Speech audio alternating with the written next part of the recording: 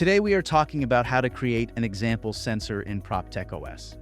An example sensor is a synthetic sensor that generates simulated data with randomized observations, which can help users gain a better understanding of how actual production sensors can be utilized within the ProptechOS. First, you'll need to find your previously created example device.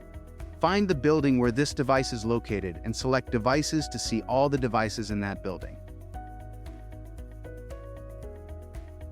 Next, choose the device where you want to connect an example sensor to. Now it's time to create the sensor. Give it a name that's easy to remember and identify, and if you want, you can also add a formal or technical designation into the litera field.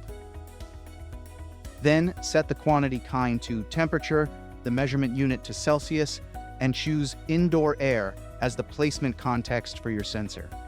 This will help to identify what is measured by a sensor. Finally, click Create to submit the form and create your sensor. That's it, you've successfully created an example sensor in a building.